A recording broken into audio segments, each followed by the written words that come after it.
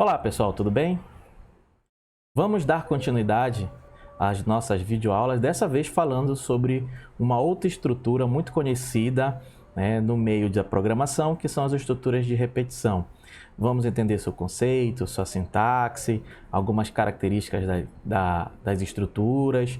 Vamos primeiro ter aquela visão mais simples, por meio de pseudocódigo, algoritmo, e depois a gente adentra realmente na parte da linguagem de programação, como a gente traduz essas estruturas de uma forma algorítmica para uma forma de linguagem de programação.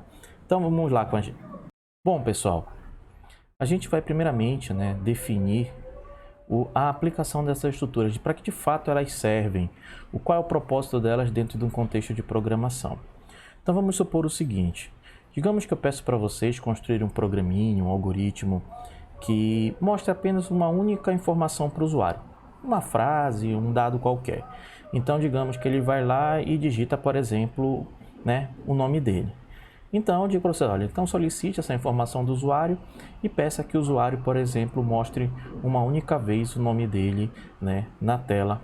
Então o usuário, conhecendo o processo de construção de algoritmo, ele vai dizer então que o nome do algoritmo dele é nome ou mostrar nome, e ele vai ter lá a referência das variáveis e vai dizer que a variável dele, nome, é do tipo literal, porque é uma variável que vai recuperar essas informações, o que o usuário vai digitar e depois vai mostrar para o usuário, e vai começar aqui a programação então do corpo principal do programa.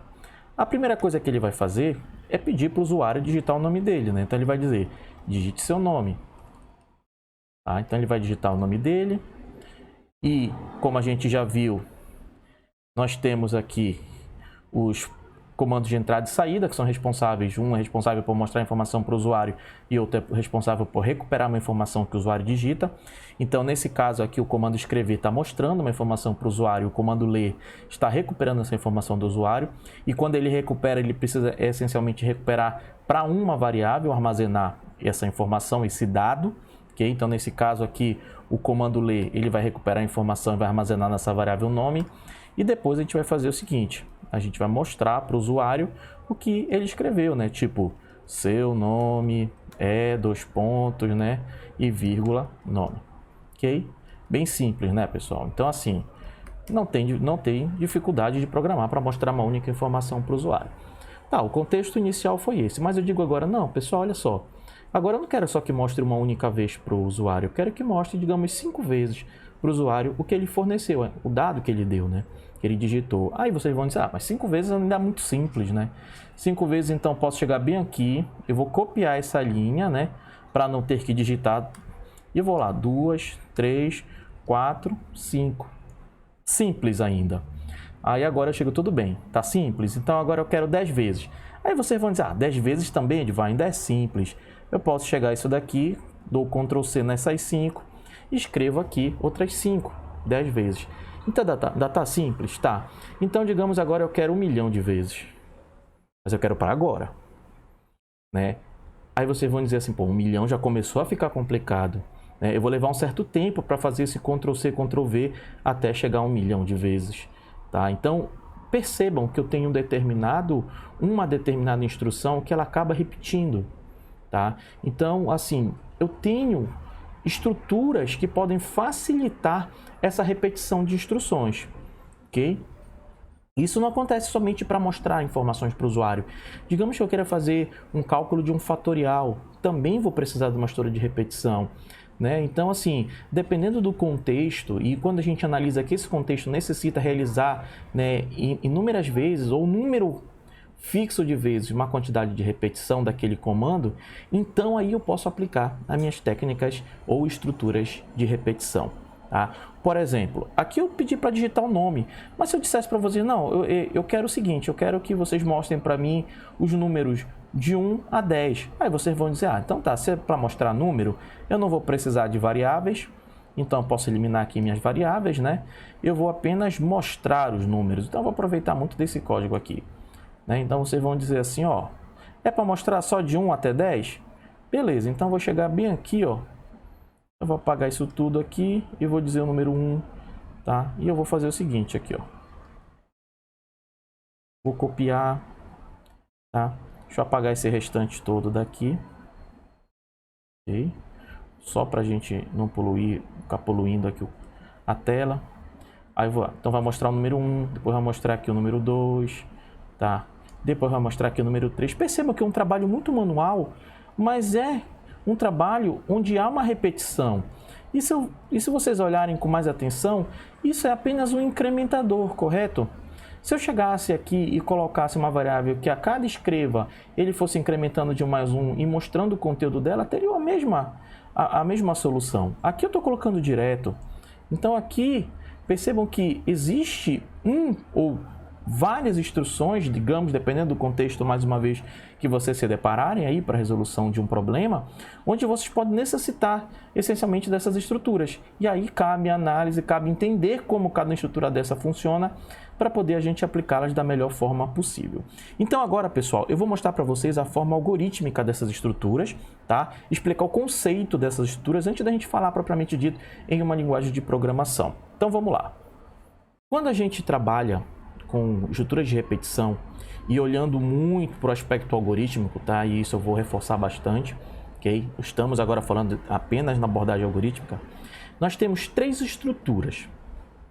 Nós temos a primeira estrutura, que é enquanto, nós temos uma segunda estrutura, que é a repita, e nós temos uma terceira estrutura, que é a para. Tá? São três estruturas que vão ser muito importantes para a gente nesse momento. Então a gente vai falar um pouquinho mais com detalhes sobre ela. Primeiramente eu vou falar sobre a sua sintaxe, sobre a sua construção e depois eu quero fazer umas pequenas diferenciações só para a gente entender a utilização correta ou a melhor utilização de cada uma delas. Temos aqui a primeira estrutura, que é a estrutura enquanto. Eu vou usar aqui a minha canetinha para a gente poder fazer aqui umas marcações. Então a estrutura enquanto, ok?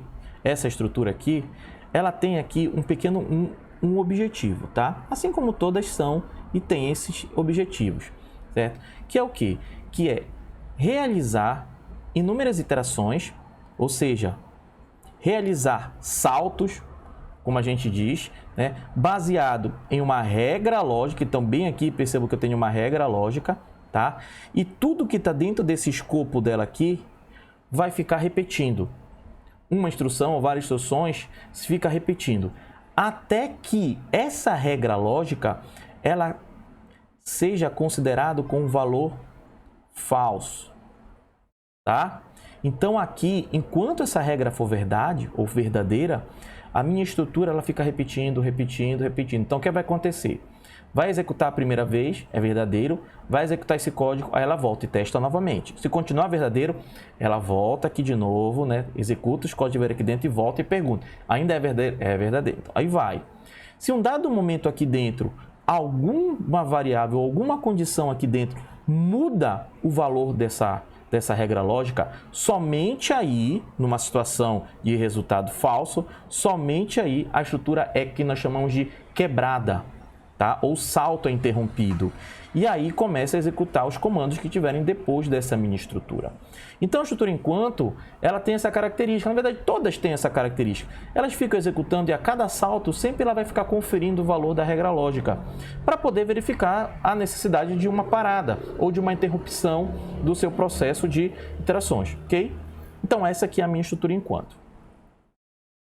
Bom, agora nós temos aqui uma outra estrutura, que é a estrutura repita. Se a gente for olhar aqui a estrutura repita, tá? Ela é um pouco mais simples que a estrutura enquanto. Então a gente tem aqui a sintaxe dela repita, aqui dentro a gente coloca os nossos códigos fontes, tá? Aqui dentro, e na última linha ela tem aqui, ó, ela vai ficar repetindo o que tiver aqui dentro até que essa regra lógica de novo tenha o mesmo comportamento que a anterior. Até que essa regra lógica tenha o valor lógico falso. Enquanto esse valor for verdadeiro, a minha estrutura vai repetindo, repetindo, repete, testou, não, continua verdadeiro, repete de novo. Repetiu, executou, testou, continua verdadeiro, repete de novo. E assim vai, pessoal, vai repetindo. Se chegar um momento que alguma coisa aqui dentro, né, venha modificar o valor dessa regra lógica aqui para falso, aí, somente aí, a estrutura vai ser interrompida e os comandos posteriores vão ser finalmente executados. Então, na próxima linha vai ser executado. ok? Então nós temos o enquanto, nós temos o repita, são muito parecidos, né? Se você olhar de são muito parecidos, todos têm o mesmo comportamento. Sim, tem detalhes bem específicos em relação às duas estruturas, ok? E vamos para uma terceira estrutura, que é a estrutura para. E aqui, pessoal, eu coloquei aqui, ó, a estrutura para, ela precisa, né? E ela é uma estrutura construída, desenvolvida à base de contadores. Tá? Então, ela é uma estrutura que eu preciso estabelecer um valor inicial e um valor final. Tá? Por isso eu tenho para, aí abrir o parênteses, valor inicial até um valor final, ou seja, se eu colocar aqui, por exemplo, 1 e aqui 10, ou seja, ele vai de 1 até 10. Tá? E ao passo incrementador, decrementador, o que é isso? Porque assim, se eu quero ir de 1 até 10, eu preciso dizer como eu vou pular para o número, se eu vou pular para o número 2 ou se eu vou pular para o número 3. Se eu deixar a passo 1, ou seja, ele vai incrementando de 1 a 1. Se eu deixar a passo 2, o que ele vai fazer? Ele vai 1, 3, 5 e assim por diante. E assim a gente vai trabalhando. Por padrão, pessoal, a gente sempre coloca 1, porque normalmente a gente quer sempre pular de 1 em 1, ou seja, incrementar de 1 em 1 a cada iteração. Então aqui tem uma característica já diferente. Se vocês perceberam, aqui eu tenho uma regra lógica tanto no repita, né, e no enquanto. E aqui não. Aqui eu tenho uma estrutura um pouco diferente, uma estrutura baseada em contador. Então, quando eu me deparar, por exemplo, né, com um cenário onde eu tenho, né, uma abordagem de repetições, né, considerando incrementadores ou decrementadores, que eu também posso fazer 10, 9, 8, 7, 6, enfim. Ou seja, que a gente chama base de contagem. Então, aí a gente já pode utilizar, né, especificamente a estrutura para. Eu posso usar as outras? Claro que eu posso usar as outras. Eu tenho adaptações para fazer isso com as outras. Mas, assim, a natureza, a essência da estrutura para, ela foi desenvolvida exatamente para isso. Para solucionar ou para ser utilizada quando eu tenho problemas que envolvam contagem, repetições, né, que envolvam contagem. E para isso eu tenho estrutura para. Tá? Então, aqui eu tenho a estrutura, a sintaxe dela. Tá? Aqui eu tenho o início, aqui eu tenho o meu código, então tudo que eu for implementar que vai ser utilizado, né, que vai ser repetido nos meus saltos, vai ser implementado aqui dentro, e aqui eu tenho o fim, né, daquele bloco de instrução da minha estrutura para. Então isso aqui tudo está envolvido com relação a essas estruturas, tá? Então agora a gente vai fazer uma pequena diferenciação delas, que isso vai ser muito importante para quando a gente tiver, né, e se deparar com um problema e saber, e agora, como é que eu vou utilizar, né? Então isso aqui vai ser essencial. Vamos por partes. Aqui, pessoal, eu tenho, vamos voltar aqui na minha estrutura enquanto, vou mudar até a cor aqui do pincel aqui para vermelho. Tá?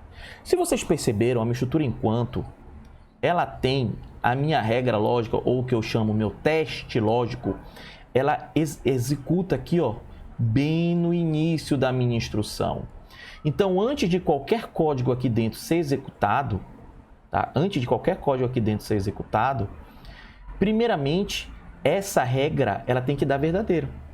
Se logo de cara a minha regra lógica for falsa, né, como resultado booleano falso, o que é que vai acontecer? Esse código aqui dentro não vai ser executado. Então percebam que uma estrutura com teste no início, eu tenho essa questão, né? Eu tenho essa característica de quê? De poder ser executado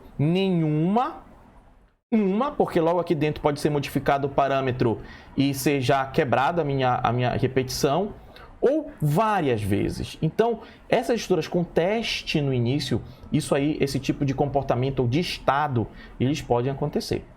Então, vamos para cá agora para a estrutura repita. A estrutura repita, o teste já é no final. Então, percebam o seguinte, que pelo menos uma única vez, o código aqui dentro, ele vai ser executado.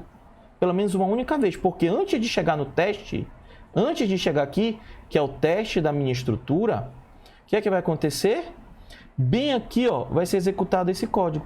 Então, como o código vai ser executado, quando chegar aqui, aí sim vai ser feito o teste. Digamos que aqui dê falso e quebra a estrutura, mas executou uma vez, né? Ou dê verdadeiro e continua executando. Então, no caso da repita, eu posso executar uma ou muitas vezes.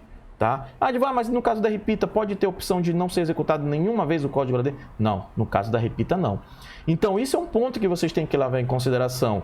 Se no contexto do problema que vocês estão tentando resolver através de programação, pode ter essa característica na repetição daquelas condições ou daquelas estruturas ou daquelas instruções que estão ali dentro não serem executadas, né? Dado que pode ter um parâmetro que interrompa ou um parâmetro que nem permita essa execução, aí eu tenho que avaliar e ver, olha, se eu tenho esse tipo de caso, então a única estrutura para mim neste ponto, até agora, é a estrutura enquanto. Agora, se eu não tiver esse tipo de rigor todo, aí a estrutura repita ou enquanto, as duas podem ser executadas, ok?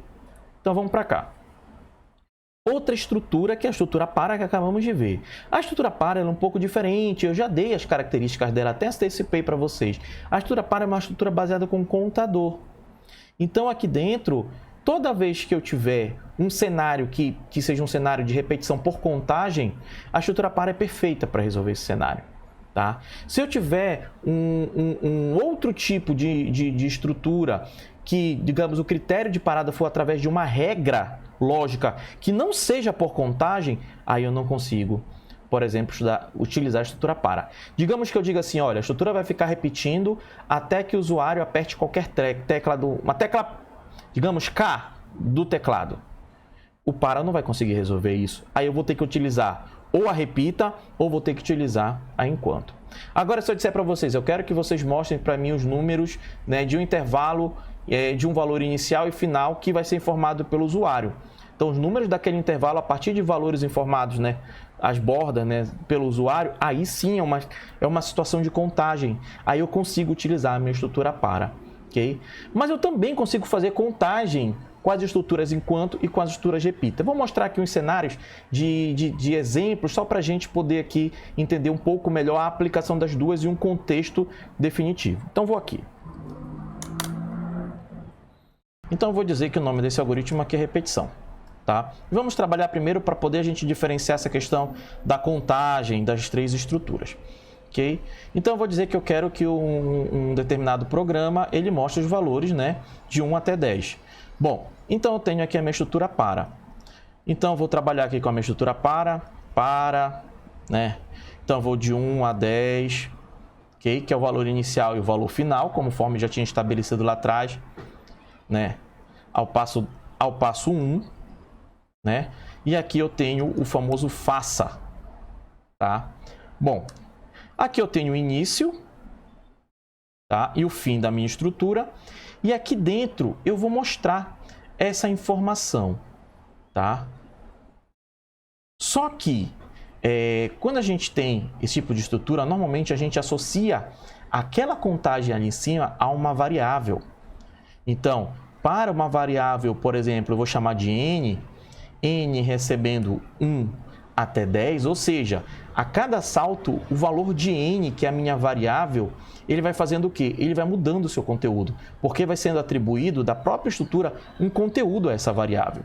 Bom, já que eu tenho aqui o valor n, eu preciso fazer o quê, pessoal? Perdão, aqui é uma seta, tá? Estamos em algoritmo. Então, aqui, ó. Então, já que eu tenho uma variável, eu preciso declarar uma variável aqui. Eu poderia dar um outro nome para essa variável? Pode, pessoal. Sem problema nenhum. Poderia ser contador, poderia ser i, j, qualquer nome, pessoal, tá? Porque aqui ela só vai ser uma variável auxiliar para mostrar para o usuário os valores de 1 até 10. Okay? Ela não vai ter uma importância tão específica assim. E assim, como é de 1 até 10, eu sei que o valor dela é inteiro. Então, perfeito. Já declarei a variável n e agora ela é do tipo inteiro. E o que vai acontecer? De 1 até 10, ela vai fazendo esse incremento para mim. A cada salto, ela vai mudando o seu valor. E com isso, eu posso chegar bem aqui e pedir para o algoritmo escrever, né, o n. Então, quando eu olho, né, e quando eu penso nesse código, eu sei que a cada instante, o n, né, ele vai começar com 1, aí voltou, vai começar com 2, 3, 4, 5. Percebam que aqui, pessoal, olhando esse código da forma como ele está definido aqui, o que é que vai acontecer? Esse código só vai parar quando eu atingir o meu valor final. Tem como interromper antes? Em programação a gente sabe que tem como interromper antes. Tem comandos chamados break e instruções que acabam interrompendo, return e outros comandos que eu consigo interromper essa minha instrução. Okay? Mas vamos deixar para falar sobre essas coisas mais específicas, né, mais para frente, quando a gente estiver trabalhando com programação, com essas estruturas em programação. Bom, então aqui eu tenho a minha estrutura para já definida, com a variável, recebendo, né, o parâmetro, que é de 1 até 10, né, e definindo ao passo 1. Tem literatura que quando eu estou ao passo 1, né, ou seja, incrementando de 1 em 1, eu nem preciso. Isso aqui é implícito. A não ser que eu queira fazer de 2 em 2, de 3 em 3, de 4 em 4, sem incremento. Aí tudo bem. Aí teria que colocar o passo 2, o passo 3, o passo 4, mas quando é 1, eu posso deixar de forma implícita, porque já se entende que vai de 1 em 1 até atingir o valor final. Bom, então essa aqui é a minha estrutura quando eu estou utilizando o par. E eu falei para vocês que o par é uma estrutura baseada em contagem. Eu não consigo utilizar outro tipo de condição de parada que não seja por contagem. E eu disse também para vocês que as outras estruturas são possíveis de serem também trabalhadas com contagem. Claro que eu tenho que fazer adaptações nas estruturas para podê-las realizarem a mesma função da par. Então, vou começar aqui com a enquanto. Então, vou colocar a estrutura enquanto aqui, né? Enquanto... Eu vou deixar aqui, né? Enquanto uma determinada regra, né, acontecer, faça. Então, vou deixar assim, tá? E eu vou dizer o seguinte, aqui dentro eu tenho o início do meu enquanto e eu tenho o fim do meu enquanto. E aqui dentro eu vou colocar o código, tá? Eu vou usar até uma outra variável para não confundir com a variável que está lá em cima. Bom, o que eu disse para vocês? Eu disse que aqui, para poder ser executado aqui dentro, esse valor ele tem que ser verdadeiro. Tá certo? Se ele não for verdadeiro, ele não vai ser executado. Então, eu vou dizer, enquanto uma variável, por exemplo, i, for menor ou igual a 10, tá? Uma variável i for menor ou igual a 10, ele vai fazer o quê? Ele vai escrever o i. Então, claro, escrever o i, tá? Bom, quem é i? Não sei, até agora eu não sei quem é i.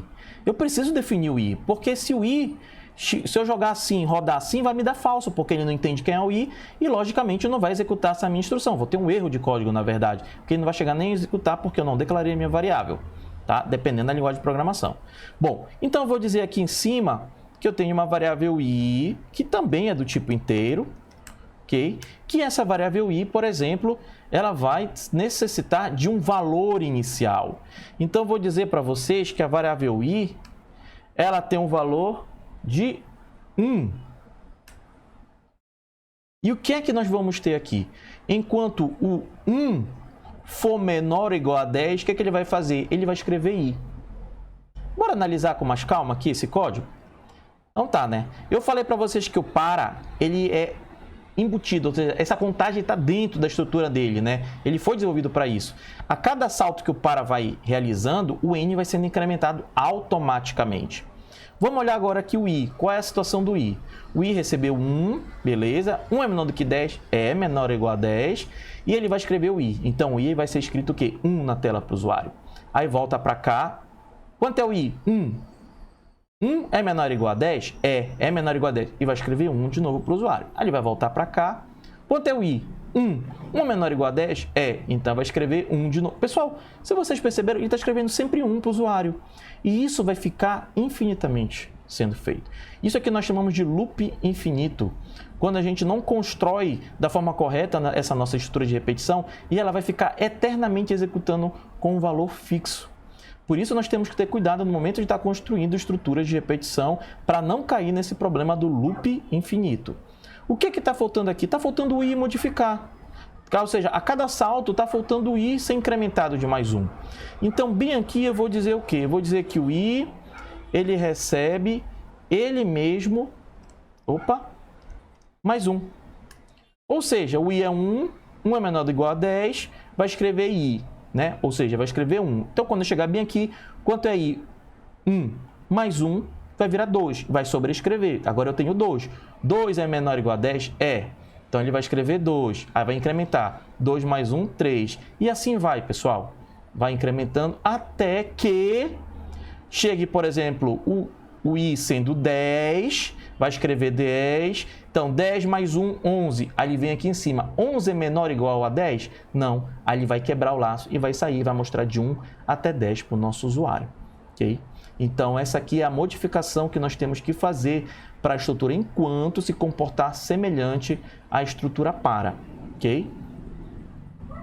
Bom, e a gente tem a outra estrutura, que é a estrutura repita. Então, nós temos aqui repita até que essa condição aqui, né, seja falsa, tá? Então, vamos lá. A abordagem aqui, pessoal, é a mesma que a gente vai utilizar aqui em cima, tá? Bom, aqui eu vou criar uma variável j. J recebendo 1, ok? Eu tenho que declarar minha variável j, então eu vou chegar bem aqui, vírgula j, ok? E aí, o que é que eu vou ter aqui, ó? Eu vou ter que escrever o j. Então, aqui dentro, percebam que eu não preciso do início e fim, porque a própria estrutura repita já delimita o seu escopo. Então, aqui eu tenho que escrever j, tá? E eu vou precisar do meu contador também, porque senão vai cair no mesmo problema do meu loop infinito. J recebe j mais 1, tá? Até que essa condição seja falsa. Então, para poder ele continuar executando, a condição tem que ser o quê? Verdadeira. Então, até que j, né? Então, enquanto isso aí for verdade, ele continua executando. Então, até que j é menor ou igual a 10, então continua, repita, né? Então, quando eu chegar numa posição onde o j for 11, aí sim ele vai quebrar a minha estrutura. Então, são adaptações que nós estamos fazendo aqui para quê? Para poder adaptar essas estruturas, né, no mesmo nível de abordagem que nós estamos trabalhando com a estrutura para. Então, bem aqui, ó, a gente tem o mesmo nível de abordagem. Agora, bora ver a diferença, agora trabalhando na natureza mais específica das duas estruturas e vendo que o para não tem essa possibilidade, ok? Então, vou readaptar de novo aqui esse código. Vou apagar tudo para ficar tudo bonitinho, para a gente começar aqui do zero.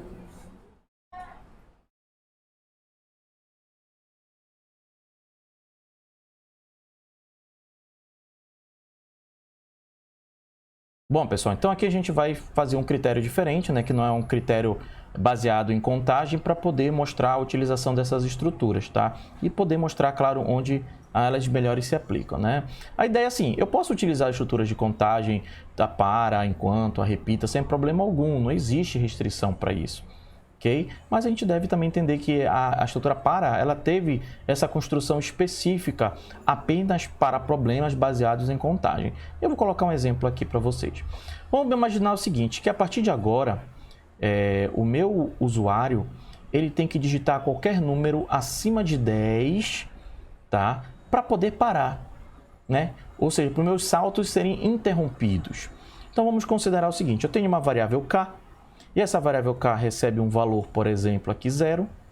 E eu tenho que, claro, mais uma vez, declarar a minha variável. Então, ela vai ser do tipo inteiro, tá? Então, essa variável k é do tipo inteiro, ok? E aqui o k recebendo 0. Até então, não tem mistério. E eu vou dizer o seguinte, enquanto, né, o k for menor ou igual a 10, tá? Faça, 2 pontos. Aqui eu tenho o início, vou deixar estabelecido o fim. E eu vou dizer assim para o usuário, escreva, né? Escrever, digite um número inteiro, tá? Não vou dizer para ele que tem que ser acima de 10 para poder a estrutura parar. E eu vou chegar aqui, ler, eu vou ler e vou pegar, né, o que ele digitou e vou armazenar em K. Então, o usuário vai lá, pessoal, e vai fazer o quê?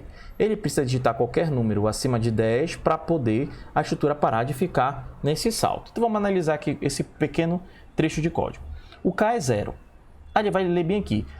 K é menor ou igual a 10? É menor ou igual a 10, então é verdadeiro. Então, vai entrar na estrutura, tá? Então, olha só. Bem aqui vai mostrar uma mensagem para o usuário para ele digitar qualquer número inteiro. E o usuário vai lá e digita 5. E vai ler aqui, né? Vai ser armazenado em K. Aí volta para cá. 5 é menor ou igual a 10? Aí de novo vai pedir um número para o usuário. O usuário vai lá e digita 9. Vem para cá. 9 é menor ou igual a 10? Isso vai ficar continuamente até que o usuário digite um número que faça essa condição virar o quê? Falso. Então, bem aqui, ó, vai que o usuário digita 20. Quando chegar aí chega bem aqui, ó, 20 é menor ou igual a 10? Não, pessoal, é maior. Então, neste momento aqui, a minha estrutura é interrompida. Se eu tivesse colocado de cara logo, desde o início aqui, 20, olha o que ia acontecer. K sendo 20, 20 é menor ou igual a 10? Não, é falso. Então, nem chegaria a executar esse trecho de código, né? Então, por isso que eu falo, olha, o enquanto, ele pode nem ser executado o que tiver lá dentro dele. Então, por isso que a gente tem que analisar com bastante calma a aplicação dessa estrutura. Vamos pegar repita agora. Repita, tá? Até que... Aí eu tenho aqui a minha condição e o meu ponto e vírgula, né? Que significa o fim da minha instrução. Isso aqui vai ser a mesma coisa, tá? Porque eu tenho que pedir para o meu usuário para ele poder digitar, né? Para poder eu saber, tá? Então, eu vou dizer agora que o K aqui, ele vai de novo receber 0, né? Que eu não sei o que veio dali de cima, né? Então, o K, ele recebe 0. Então, enquanto o K for menor ou igual a 10, essa estrutura ela acaba sendo o quê? Acaba repetindo, né? Fica lá. Se for diferente, ele acaba quebrando a minha estrutura. Bora analisar o código. K é 0, entrou na estrutura, pediu a nova informação, digamos que o usuário digitou 5. 5 é menor ou igual a 10? É, continua fazendo. Mostrou, pede de novo. O usuário digita 9. 9 é, vai. Aí o usuário vai digitar 20. Se o usuário digitar 20, vai se tornar falso. Se tornando falso, a minha estrutura quebra a partir daqui. Tá? Então, ela chega a quebrar, mas ela executou perfeitamente bem. Então, vamos aqui de novo desde o início. Ó. Agora, se desde aqui a minha estrutura já tivesse 20, por exemplo, ele ia chegar bem aqui, ia executar, ia ler, tá? Um novo valor e somente depois ele ia realizar o teste. Digamos que o usuário permanecesse com 20, tá? Digitasse 20 Enter, aí sim a estrutura ia quebrar, mas percebam que ele teria executado aqui pelo menos uma vez. Então, por isso que eu tenho que tomar muito cuidado com estruturas com teste no início e com teste no fim. Aí, claro, depende da linguagem de programação, porque tem linguagem como o Python, por exemplo, que não implementa a estrutura repita, somente a para e a enquanto. C, Java, PHP e outras linguagens de programação têm as 3 estruturas implementadas ali dentro do seu escopo, tá? Bom, e se eu tentar fazer isso para o para? Pessoal, não vou conseguir fazer isso para o para. Por quê? Isso aqui é uma estrutura baseada em contagem? Não. O usuário pode, assim como ele pode na 10ª tentativa acertar o número que faz ele interromper o laço, ele pode passar o resto da vida dele digitando o número e nunca interromper esse laço. Tá? Então, eu não tenho um número finito de passos, né? Eu não tenho uma contagem para dizer para a estrutura para enquanto aquele usuário, por exemplo, poderia acertar. Então, fica muito difícil de utilizar a estrutura para. Então, aqui, neste cenário, a estrutura para ela é descartada da possibilidade de utilização. Não tenho como construir aqui estrutura para este tipo de cenário que não é de contagem, né, a utilização da estrutura para. Okay? Então, nós temos esses carinhas aqui implementados dentro da nossa, digamos assim, do nosso escopo, né, algorítmico. E claro, mais uma vez, dependendo da linguagem de programação, eu tenho que entender a sintaxe de construção, porque uma coisa é na versão algorítmica, outra coisa é na própria linguagem de programação, né, a sintaxe de construção dessas estruturas para poder implementar da melhor forma possível e da forma correta. Claro. E a partir de agora a gente vai fazer a aplicação dessas estruturas das 3, né, na devida linguagem de programação.